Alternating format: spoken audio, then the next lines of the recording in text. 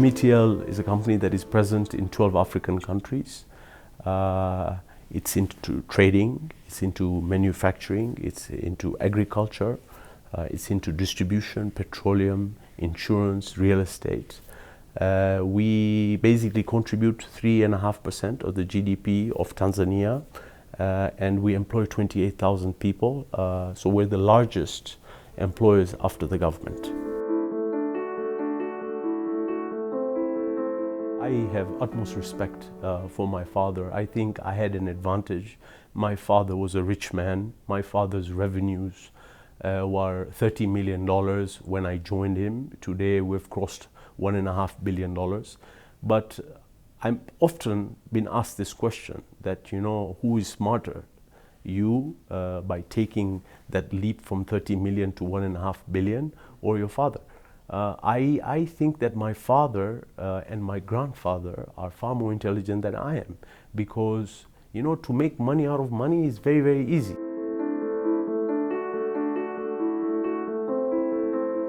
I usually wake up at 5 in the morning. I go for 7-8 kilometer run. I come back, I do my prayers, and I head to the office. I'm into the office about 6:15 latest, and I get 400-500 emails a day. So I clear my emails up till 7:30, and every single day of my life I have 2 board meetings.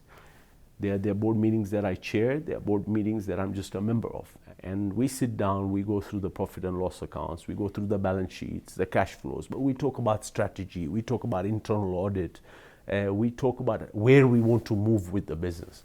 You have to have the eye on the ball, and it's not easy, but it's a teamwork, and I have really, really good people.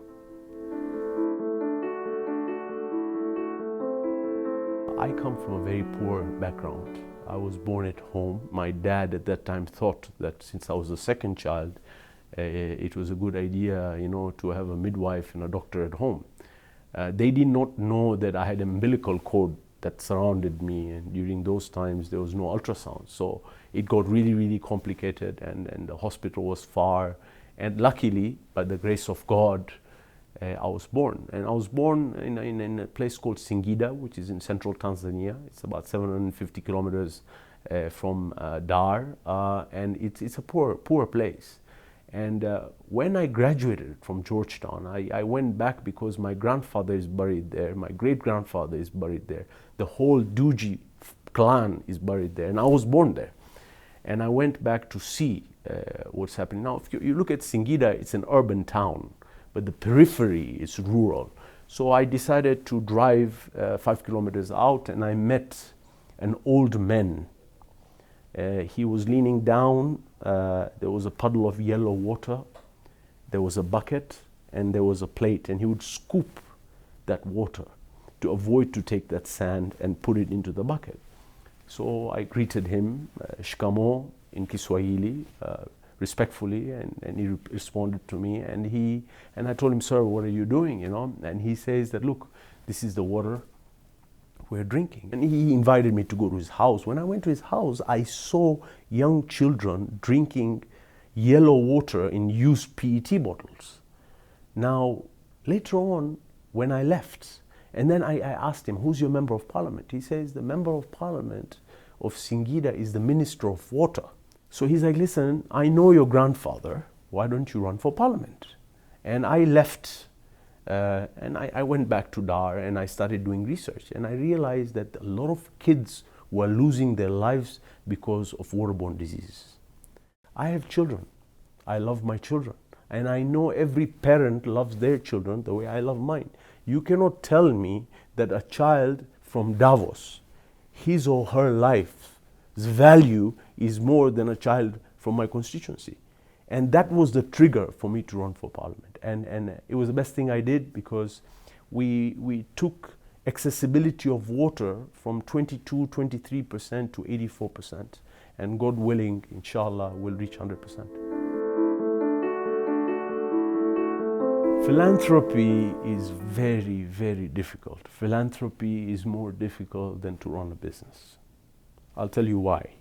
Because today, you know, in Africa, we have got issues of healthcare. You talk about healthcare, the people dying of malaria, the people dying of HIV. There are people that have issues in terms of cataracts. You talk about education. Where do you intervene? Do you intervene at primary level? Do you intervene at primary level when they have no infrastructure? Do you build infrastructure? Do you have to, buy books for them? Do you build capacity for teachers so that they can teach better? We were doing some research today in rural Africa. If you were to just get kids a mode of transport like bicycles, their academic attention or retention would increase by 21%. Today, if you were to create a small food program, a porridge program in school, because kids go to school hungry, you suddenly see the academic ability would improve by 51%. Do you intervene at secondary level? Do you intervene by giving scholarships to universities? Where do you intervene? When you get into philanthropy, it is very, very complicated. And what I try to do is, I try to say, where am I getting the bang for the buck? For every dollar that I spend, where am I getting the maximum impact? God willing, in the next few years to come, I would love to step down from doing business and focus my life on philanthropy. And you must have heard that I have signed the Giving Pledge. The Giving Pledge is initiated by Warren Buffett and Bill Gates, and it's basically pledging. It's for billionaires around the world to pledge half of their wealth for philanthropy. But you see, pledging money is not important. The important is that to be able to give time and focus, and to make sure that those dollars that you're spending are working rightly. I think my religion has a great influence in my thought for philanthropy. I believe that when God gives you wealth, you should share it. You are an ambassador, and our religion says that also. Life is short.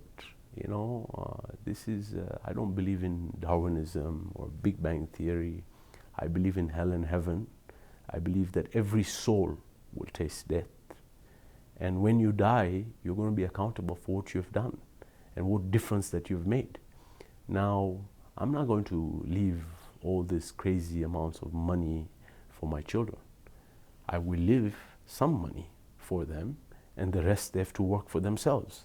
But chunk of my money will go for humanitarian purposes and to be able to help people. So I just believe in accountability and finally satisfaction. When you do good, you feel better about it. I'm a very proud Khoja member. There is poverty in our Khoja community. I think, we have to think outside the box. I mean, we are here in Davos, over 100 of us, and there is so much wealth, so much knowledge, so much intelligence. I think I have an idea. I think what we should do is that we should ask everyone to contribute money so that we can have an investment vehicle that is being driven by people that have historically proven themselves, and from that we will get returns. With that return, we are going to give returns back to the people that have invested their money, but on a precondition that half of those returns, we're going to create an endowment structure. So if you have an endowment structure, and let's take 10 years from today, I think it's very, very possible to create a $100 million endowment structure in 10 years. When you talk about $100 million, you're talking about an inflow of $10, $12 million a year. I think that will solve all our problems. Easy.